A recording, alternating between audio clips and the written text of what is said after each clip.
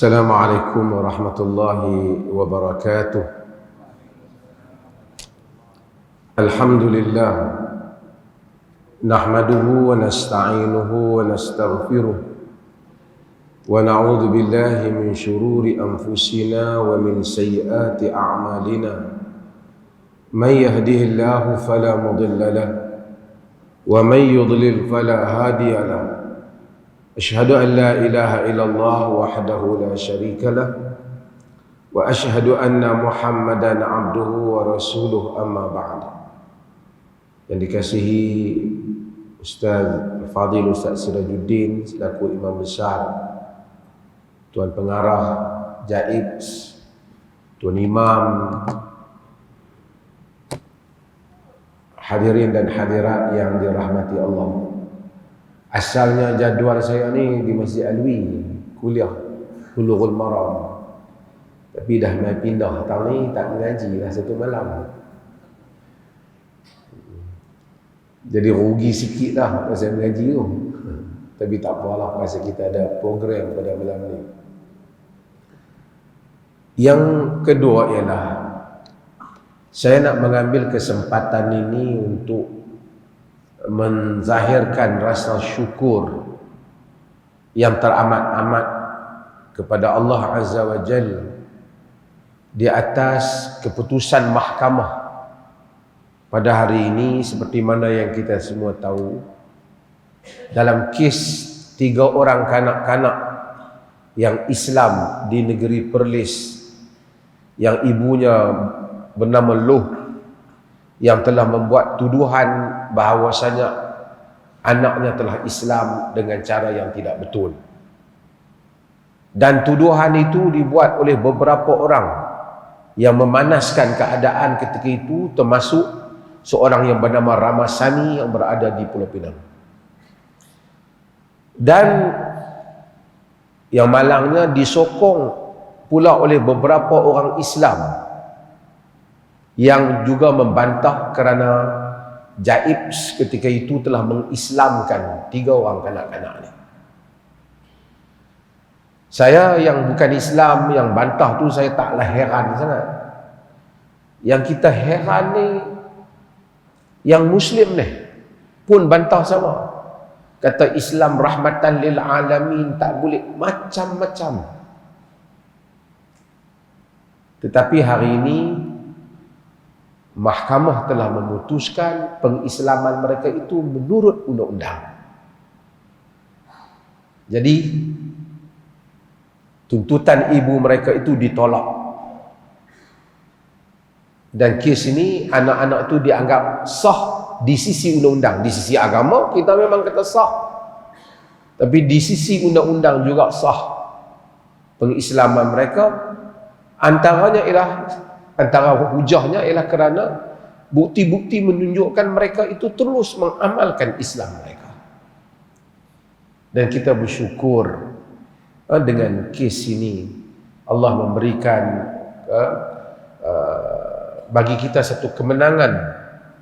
Dan kita berterima kasih juga kepada para peguam yang telah membela, mempertahankan kes ini untuk negeri Perlis secara pro bono, maksud secara tidak dibayar, tapi hanya semata-mata kerana memikirkan ini adalah merupakan isu yang patut orang Islam pertahankannya. Itu satu. Hari ini sempena perasmian masjid ni, masjid kita ni nak kata baru-barulah, tak belum rasmi. Jadi tuan-tuan langut tengok tu cantik lah, tengok ada awan atas tuan-tuan ni. Jadi saya suruh langut kau siapa masuk, dia tak langut tengok tadi. Mendongak ke langit. Saya nak sebut 1-2 hal. Hadirin dan hadirat yang dirahmati Allah sekalian. Kadang-kala perbezaan, bantah-membantah, tak bersetuju sesama orang Islam di kalangan orang-orang yang ada ilmu pengetahuan bukanlah sangat kerana masalah itu, masalah khilaf ataupun masalah itu banyak pandangan boleh diberikan. Sebahagiannya kerana masalah, kerana perkara itu. Sebahagiannya bukan kerana perkara itu. Sebahagiannya seperti yang Al-Quran sebut. Allah kata, "Inna ad-dina 'indallahi al-Islam. Wa ma ikhtalafa alladhina utul kitaba illa min ba'di ma ja'ahumul 'ilmu baghyan bainahum. Wa man yakfur bi ayatillahi fa innallaha sari'ul hisab." Inna ad-dina 'indallahi al-Islam. Sesungguhnya agama di sisi Allah ialah Islam. Wa makhtalafa alladhina utul kitaba illa min ba'di ma ja'ahumul ilm baghyan bainahum. Tidaklah berbeza, berbalah, berkhilaf orang-orang yang diberikan kitab, melainkan setelah datang kepada mereka ilmu pengetahuan. Ilmu itu menyebabkan khilaf. Patut ilmu menyebabkan penyatuan, betul tak? Allah kata sebab datang ilmu mereka berbalah. Sebab apa? Baghyan bainahum. Melampau antara satu sama lain. Hasad dengki antara sama-sama. Out of jealousy. Disebabkan kerana hasad.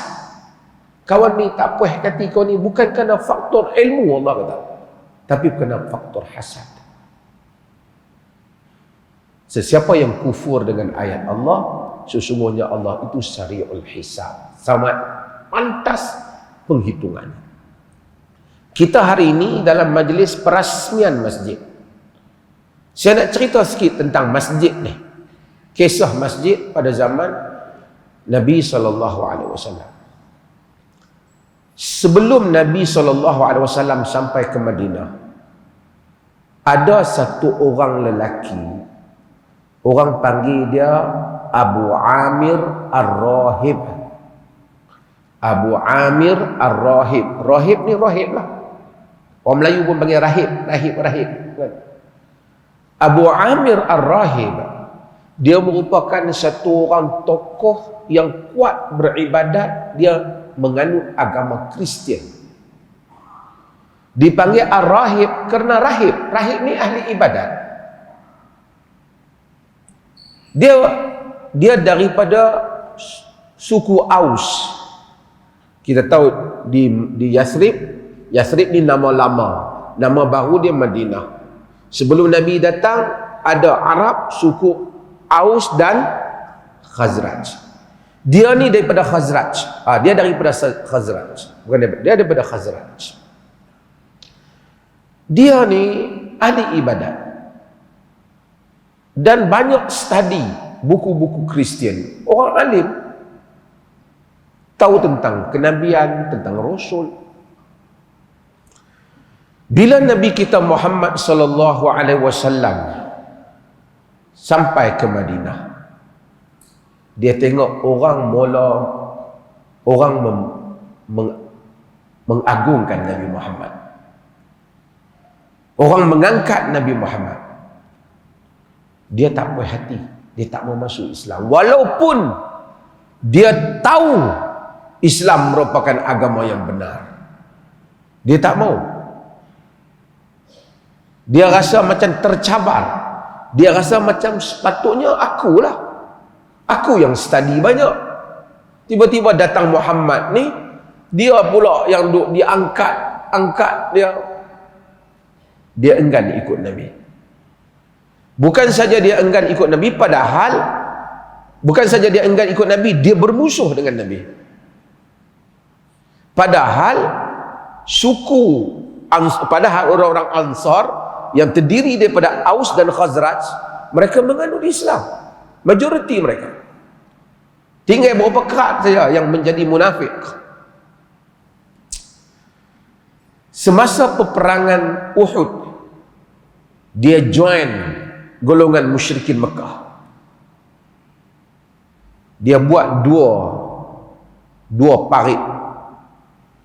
Kita tahu peperangan Uhud, orang Islam tersalah langkah, tak dengar cakap Nabi, berlaku tindak balas musyrikin sehingga menyebabkan umat Islam tewas. Nabi jatuh di dalam lubang yang dia korek, yang Abu Amir Ar-Rahib ni korek. Patah gigi 4 ni, hak belah kanan Nabi patah. Muka Nabi tersusuk besi. Luka Nabi SAW. Angkara Abu Amir Ar-Rahib yang korek lubang ni. Selepas daripada peperangan Uhud, dia harap Nabi tewas, tetapi Nabi kuat balik. Orang protek Nabi dan Islam makin kuat, dia tak tumbang. Walaupun Uhud kelihatan macam tewas. Abu Amir dia belah. Dia pergi mana? Dia pergi minta pertolongan daripada Maharaja Rum. Dia minta, dia cuba nak dapatkan pasukan tentera untuk mari serang Nabi SAW. Di dalam peperangan Uhud, dia kata kat Nabi, "Ma wajadtu qauman yuqatilunaka illa qataltuka ma'ahum." Aku tak mendapati mana-mana kaum yang berperang dengan kau, melainkan aku akan join mereka memerangi kau. Sebab bukan dia tahu kerana dia percaya Nabi salah, kerana dia tak puas hati, hasad. Tuan-tuan, hasad ni ajaib. Dia pergi ke pihak Rom. Sebahagian riwayat kata dia pergi selepas peperangan Hunain, tapi kebanyakan riwayat menyebut selepas peperangan Uhud. Dia pergi, dia buat perancangan, dia hantar surat kepada kawan-kawan dia yang ada di Madinah. Dia kata, aku sedang bersiap dengan satu pasukan tentera akan datang menawan Madinah, mengeluarkan Muhammad dan pengikutnya. Kamu semua standby, bersedia. Jadi adalah golongan munafik ni. Depa lebih kurang 12 orang. Geng-geng ni.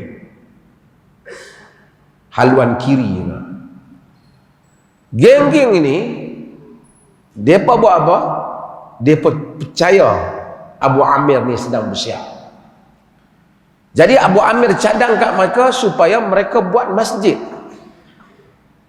Ni cerita masjid ni. Supaya mereka buat satu masjid yang mana kalau masjid ni boleh digunakan untuk supaya sebahagian orang Islam boleh mai ke masjid tu, kita bagi berpecah orang Islam. Masjid yang mereka buat ni, mereka buat masjid tu dekat tak jauh daripada Masjid Quba. Masjid Quba ialah masjid yang awal Nabi bina. Mereka buat tak berapa jauh. Bila buat masjid, orang tuan-tuan tengok, orang kalau nak menjatuhkan agama, dia tak boleh. Kalau dia buat gereja, orang tak mahu. Dia kena tunggang agama tu juga. Tu orang panggil penunggang agama. Dia buat masjid. Bila dia buat masjid, dia rancang masjid tu sebenarnya dia buat kerana dia duk tunggu arahan Abu Amir kata nak bawa pasukan. Tapi dia buat masjid tu sebagai satu tapak persiapan mereka kalau Abu Amir malik. Tapi kalau buat bangunan lain, dia kena buat masjid.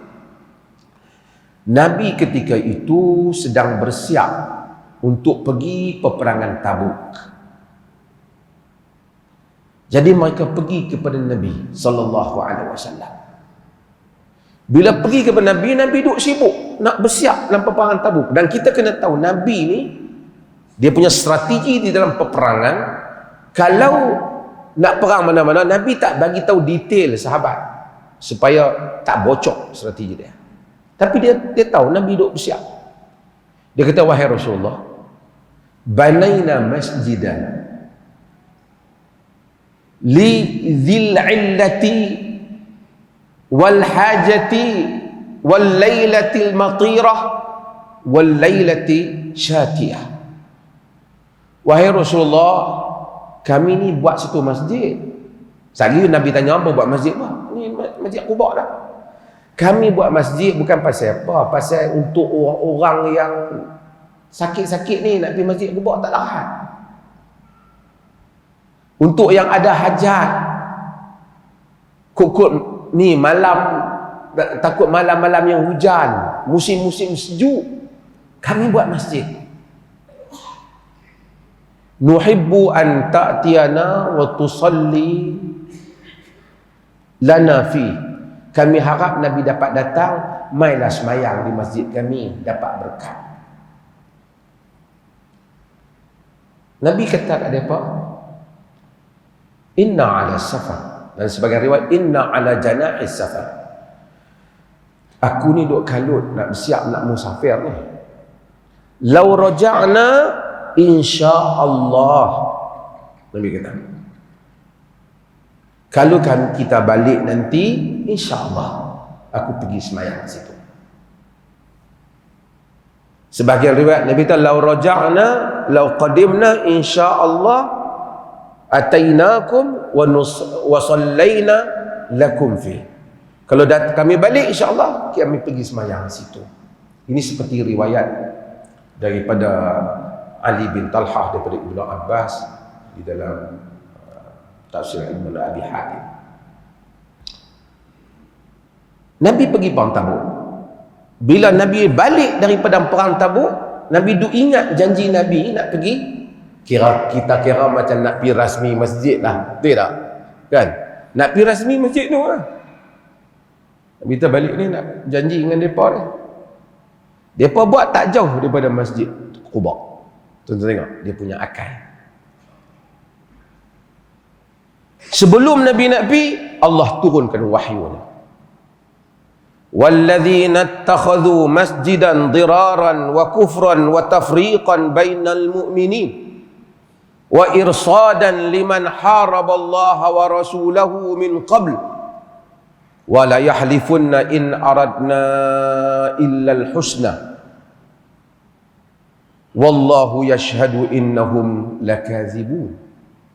Apa maksudnya? Walladzina ittakhadhu masjidan dirara, orang yang membina masjid dirar. Dirar masjid daripada perkataan darar, masjid yang memberikan kesusahan kepada masyarakat Islam. Dengar elok peristiwa ni. Walladzina ittakhadhu masjidan diraran wa kufran, masjid dirar dan penentangan pada Nabi, wa tafriqan bainal mu'minin, dan bertujuan untuk bagi pecah belah orang Islam, supaya jemaah Masjid Quba tu berpecah. Sebahagian main semayang kat kita, sebahagian pergi semayang kat sana. Tapi dia tak habaq bagi nak pecah. Dia habaq pasal apa? Orang tua-tua tak larat, malam hujan, jauh sikit nak langkah pergi masjid tu. Wa tafriqan bainal mu'minin, ini nas. Dan dia apa kata? Inna banaina masjidan lidhil illati wal hajati wal lailatil matirati wal lailati syatiyah. Kami bina masjid ni untuk orang susah, malam-malam sejuk, hujan. Walladzina ittakhadhu masjidan diraran wa kufran wa tafriqan bainal mu'minin wa irsadan liman haraballaha wa rasulahu min qabl, dan sebagai tempat intipan kepada orang-orang yang memerangi Allah dan Rasul sebelum itu. Abu Amir. Wala yahlifunna in aradna illa al-husna. Mereka akan bersumpah menyatakan tujuan kami baik. Tujuan kami baik, kami buat masjid, kami buat surau, kami buat tempat Islam. La yahlifunna, mereka bersumpah, in aradna illa al-husna, tujuan kami adalah baik. Wallahu yashhadu innahum lakadzibun. Allah menyaksikan sesungguhnya mereka benar-benar, they are liar. Allah menyaksikan bahawasanya mereka ada pendusta. Allah kata apa kat Nabi?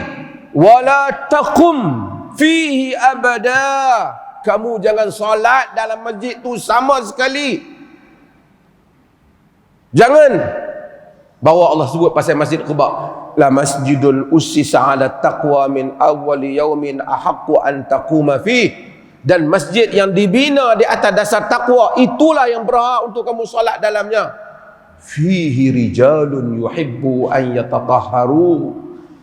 Fihi rijalun yuhibbuna an yatatahharu. Padanya ada lelaki-lelaki, orang-orang yang main masjid kerana nak membersihkan diri, nak mensucikan dosa, nak menyucikan diri. Wallahu yuhibbul mutahharin. Allah suka kepada orang yang benar-benar menyucikan dirinya.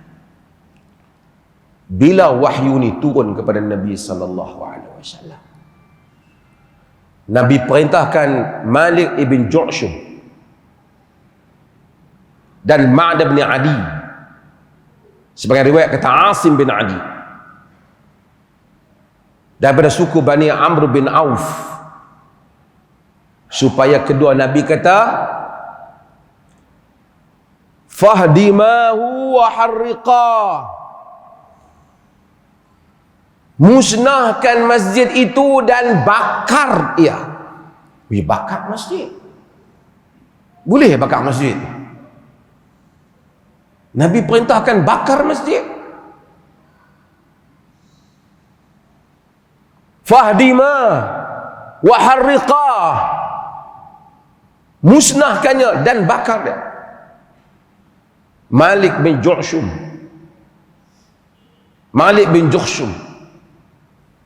dia pergi, dia masuk ke rumah dia. Pasal dia daripada Nabi ni masa sampai bina Masjid Quba. Masjid Quba ni dibina dengan ketua yang menguruskan itu adalah Kalthum bin Hadam, lelaki daripada Bani Amr bin Auf, daripada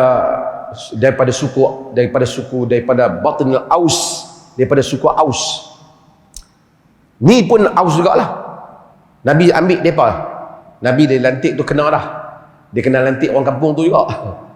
Nabi suruh Malik bin Ju'shum pergi. Malik pergi ambil api dalam rumah dia dan bakar masjid.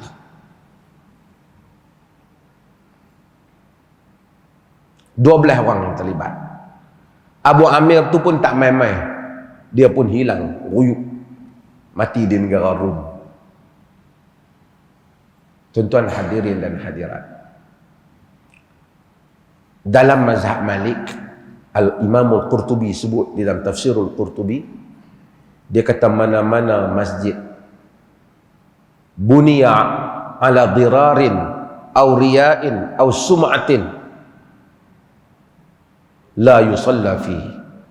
Mana-mana masjid yang dibina kerana dirar saja nak bagi bertuh dengan orang, tak puas hati hak masjid tu ada, pasal bukan geng kita, kita buat satu masjid lagi. Dirar. Oh sum'atan, kerana sum'ah. Au riya'an, ataupun riya'. Kata dia, jangan disalat di dalamnya. Jangan disalat di dalamnya. Sebahagian fuqaha sebut, yang mana dibinakan untuk watafriqan bainal mu'minin, macam Quran kata, untuk bagi pecah belah orang Islam, diruntuhkan, dibakar katanya. Sehingga para fuqaha kata, kalau masjid pun orang runtuhkan kerana kalau ia bertujuan tidak benar untuk masyarakat Islam, selain daripada masjid, lagi senanglah hukum dia untuk diruntuhkan. Baca tafsir Qurtubi. Kemudian Allah kata jangan solat dalamnya. Tapi Allah suruh solat di mana? Masjid Quba. La masjidun ussisa ala taqwa. Masjid yang diasaskan di atas dasar takwa. Min awwali yaumin ahaqqu an taquma fi. Masjid yang diasaskan atas dasar takwa, pada hari awal dia dibina atas takwa. Sebab niat nak bina masjid. Tuan-tuan, agama tuan-tuan ada market. Agama ada market. Ramai orang nak guna nama agama. Tapi bukan semua yang guna nama agama diiktiraf di sisi Allah Azza wa Jalla. Ada ramai manusia dalam sejarah guna nama agama hanya bertujuan untuk kepentingan dirinya sahaja. Tak pelik. Takkan aku buat masjid. Tak pelik. Berapa ramai orang gunakan nama agama untuk jual agama. Berapa ramai orang guna nama agama mengaut harta-harta orang atas nama agama. Mengaut harta orang atas nama agama. Tu saya nak cerita tuan-tuan tentang report. Macam-macam. Tuan-tuan tengok cerita ada tahfiz, tuan-tuan berhenti dekat lebuh raya yang budak-budak duk kutip duit. Ambil budak-budak duduk suruh kutip duit. Budak-budak tu pun dah hafal skrip je. Ini merupakan kegiatan kurikulum kami, tidak dipaksa. Kita tanya apa, dia tak mau. Abang, dia collect duit orang. Diumpankan. Kadang-kadang kita sedih, tuan-tuan. Sekolah, kita bukan nak marah kat non-Muslim, kita tak marah. Tapi saya buat contoh. Sekolah non-Muslim, cikgu dia ajak matematik. Tingkatan 3, 4. Kadang-kadang ada PhD. Maksud kualiti sekolah. Maksud kualiti sekolah. Kita kadang-kadang kita buat sekolah. Buat apa? Tak apa? Guru pun tak ada. Siapa pun tak mengajar. Budak-budak berkeliaran. Hak yang mengajar tu pun dia pun dulu bukan luluh mana sangat. Apa jadi pada masa depan orang Islam? Bila kita tegur, ada orang dia sensitif. Dia kata, oi, apa salahnya dia duduk tahfiz? Kalau hafal Quran betul tak apa. Keluar sampai hafiz, alim Quran, alim tafsir. Ini pihak apa? Pihak jaib. Ada peraturan-peraturan untuk memastikan masa depan. Yang semalam Tuanku titah tentang masa depan pendidikan anak-anak orang Islam.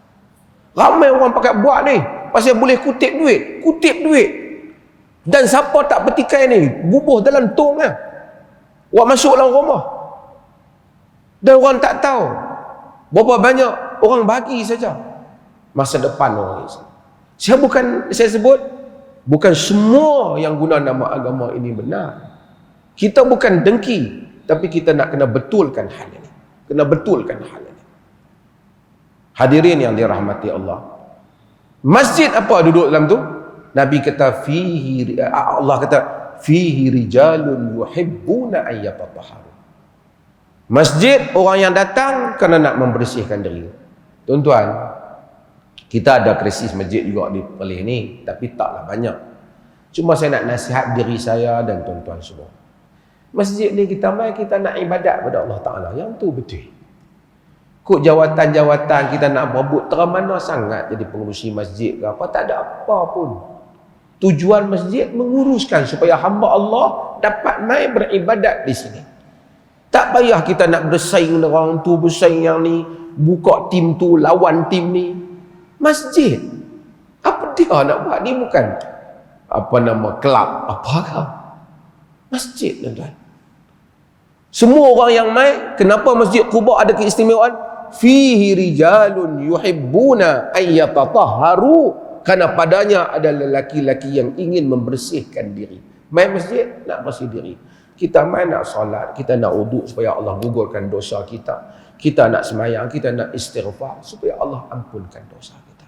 Kita langkah kaki mai masjid supaya Allah ampun. Kita tak mau mai masjid, kita dengar krisis, kita tak mau. Hatta Nabi kata apa? Man dakhala al-masjidil haram fahuwa amin. Siapa masuk masjid haram, dia selamat. Patutnya macam tu, semua masuk masjid selamat. Jadi bila orang datang ke masjid, fihi rijalun yuhibbu an yatatahharu. Mudah-mudahan kita ni kemudian Allah Ta'ala, wallahu yuhibbul mutahhirin. Allah suka pada orang yang membersihkan dirinya. Maksudnya kita semua ni mudah-mudahan yang datang ke masjid termasuk di kalangan orang yang akan membersihkan diri dah. Ini adalah kita masuk kesimpulan. Saya nak sebut sikit tentang kita rasmi masjid. Alhamdulillah, mudah-mudahan masjid kita taklah jadi masjid dirar macam Abu Amir, tapi kita elakkan daripada unsur macam tu. Masjid mai bukan nak berbalah, masjid mai bukan nak berpecah. Dalam hidup ni imam diikuti. Mungkin kita pun tak sama sikit pandangan kita dengan imam. Tak apa. Di Perlis ni tuan-tuan, fatwa kita begitu luas dalam hal ni. Soal pelaksanaan rasmi cerita lain, tapi kita luas. Amalan-amalan yang menjadi khilaf di kalangan para ulama, khususnya mazhab yang 4, tidak dianggap bid'ah. Saya tak pernah Mas Perlis kata kunut bid'ah ke atau bismillah kuat bid'ah, tak pernah kata. Kita kata khilaf. Cuma kita kata qaul yang rajih, yang kita pilih, yang lebih kuat pada andaian kita di atas hujah-hujah para ulama seperti yang mana kita amalkan. Dan bukan pelik pun yang diamalkan ni, saya tak payah nak ulang banyak lah, bukan yang pelik pun. Tuan-tuan pergi Masjidil Haram, ada orang tuan-tuan akan tengok hal yang sama. Ada orang dia mungkin tak pernah pergi mana, keluar daripada kampung dia, daripada negeri lain, mai Perlis. Dia kata pelik. Bismillah tak dengar. Ini apa ni? Pasal dia tak pernah pergi. Kalau dia pergi Masjidil Haram, dia pergi Masjid Nabi, dia tahu. Dia pergi ke India, dia pergi ke Pakistan, dia tahu. Dia pergi ke negara barat, Amerika, UK, semua dia tahu. Dia pergi ke Jordan, dia pergi apa, dia akan tahu. Memang macam itulah. Macam itulah dunia Islam ni. Bukanlah kata hak bismillah kuat tu salah. Tak. Majoriti memang macam tu. Tambah pergi ke negeri yang mazhab Malik, bukan bismillah pelan, tak, bismillah langsung. Makruh pula kalau bismillah semasa baca Fatihah dalam solat. Tak kunut pergi Masjidil Haram, dia kata tak, ramai yang tak kunut. Kan dia buat terkejut. Dia pergi Masjidil Haram, dia pergi dunia-dunia lain pun memang macam itulah. Perlis tak kata tak ada fatwa. Tuan-tuan tengok dalam fatwa kita apa? Kunut masalah khilaf kita kata. Khilaf ni maksud kita iktiraf. Ada ulama sebut, dalam mazhab Syafi'i sebut, dalam mazhab Malik dia juga kunut tapi sebelum rokok. Kita iktiraf. Tapi pengamalan kita bukan mula sehari dua ni, tahun 20-an dah mai dah masalah ni. Jadi itu amalan dia. Orang Perlis pergi tempat lain, dia pun kunut. Pasal tu imam kunut. Innama ju'ilal imam liyutamma bih, dijadikan imam untuk kita ikut. Tak ada orang Perlis pergi hari ni kejadian orang Perlis tumbuk orang Kedah. Pasal apa? Pergi singgah sembahyang belakang, dia kunut tumbuk. Tak ada. Tak berlaku. Lepas sembahyang, dia kata game Perlis lepas sembahyang tak berzikir, juga tidak benar. Tengok zikir ada kan tu punya besar, tapi pasal pelan. Kita mazhab Syafi'i, cuba baca kita dan Syafi'i kata apa? Imam Syafi'i suka supaya disirkan zikir selepas daripada salat. Bahkan demikian yang disebut oleh para fuqaha dalam mazhab Syafi'i. Dia kata tak doa ni semayang tak doa tak benar. Yang pertama, masa kita rokok, masa kita sujud dia doa tak? Daripada awal lagi, ihdinas siratal mustaqim, doa tu. Doa. Dalam sujud doa. Aqrabu ma yakun al-'abdu min rabbih wa huwa sajid. Yang paling dekat hamba dengan Tuhannya ketika dia sujud. Fa aksiru doa, banyakkan doa. Sebelum bagi salam, baca doa. Summa yatakhayyaru minal kalam atau minad du'a ma syaa dalam hadis. Kemudian dia bacalah doa apa yang dia kendaki. Sebelum bagi salam, kita dok baca apa? Allahumma inni a'udzubika min azabin nar wa min azabil qabr wa min fitnatil mahya wa mamat wa min syarri fitnatil masiihid dajjal. Boleh doa yang lain juga. Lepas tu assalamualaikum warahmatullahi, assalamualaikum warahmatullahi, astaghfirullah, astaghfirullah, astaghfirullah. Doa keampunan. Allahumma antas salam wa minkas salam. Itu doa. Dia bukan mesti sebut dalam mikrofon. Semua orang baca. Baca ayat kursi. Boleh dia baca. Allahumma inni ala dzikrika wa syukrika wa husni ibadatik. Dalam tu pun kita sebut, Allahumma inni as'aluka ilman nafi'a wa rizqan thayyiba wa amalan salihah. Doa.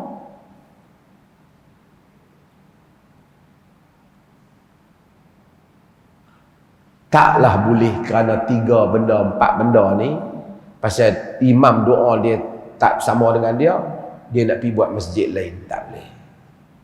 Tak ada alasan. Tidak ada alasan agama. Tidak ada alasan mazhab. Lepas tu pergi Mekah, pergi semayang dalam bilik je lah. Tak turun dah. Pergi Madinah. Ada orang dia habaq saya. Tak mau semayang di masjid, dia boleh bismillah pelan. Tu pergi Mekah. Mekah tak apalah, lain je lah. Saya bukan nak sebut, tapi saya nak sebut walaupun kes ni habis dah, dipelih ni, kuih dah habis dah. Tapi saya nak sebut supaya kita matang. Banyak lagi isu orang Islam ni. Kes 3 orang anak hak dapat kita pertahankan Islam ni, itu lebih besar untuk kita bincangkan. Kita tak tahu. Lah ni kita nak kena cari dia lah pula. Budak-budak tu macam mana dah? Berapa lama dah? Setelah dia duduk dengan mak dia, adakah mahkamah dah sahkan Islam dia?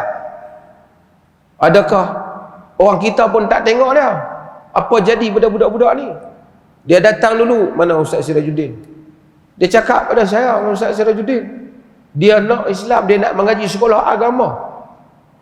Dia boleh baca surah-surah budak-budak tu. Menang pertandingan azan, pakai tudung, main antara sama-sama adik-beradik mereka ni pun lebih pada anak orang Islam lagi. Apa-apa Allahu Akbar, Masya Allah.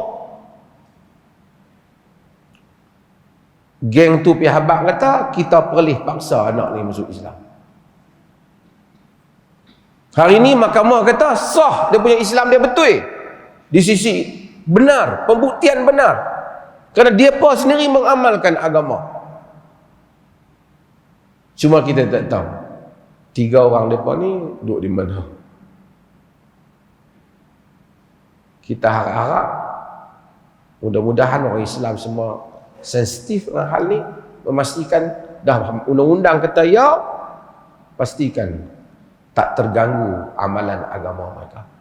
Kadang-kadang orang tua-tua pun orang paksa sikit pun buka puasa dah. Ni kan budak-budak yang latar dia bukan keluarga Islam, masuk Islam. Kalau orang bagi tekanan pada mereka, apa tanggungjawab kita? Apa tanggungjawab kita? Kita tak perkauman. Walaupun orang Islam majoriti, kita tak keluar bawa senjata untuk berperang dalam kes ni. Kita tak. Kita ambil jalan undang-undang, jalan damai. We are peaceful people. Walaupun kadang-kadang bahasa mereka tu sebelum ni nampak macam sangat mencabar. Tapi kita bersyukur dengan kes ni. Mudah-mudahan Allah rahmati kita semua, insya-Allah. Terima kasih banyak. Masuk waktu lah. Masuk waktu lah. 2 minit lagi. Terima kasih banyak. Semoga Allah rahmati masjid tuan-tuan. Dan insya-Allah siapa yang ikuti dalam siaran ni, kuliah Bulughul Maram minggu depan, insya-Allah. Saya tahu pasal ada orang untuk ikut kuliah, nanti dia terlepas siri yang berikutnya. Mudah-mudahan Allah rahmati kita semua, insya-Allah. Terima kasih banyak. Sekian, wassalamualaikum warahmatullahi wabarakatuh.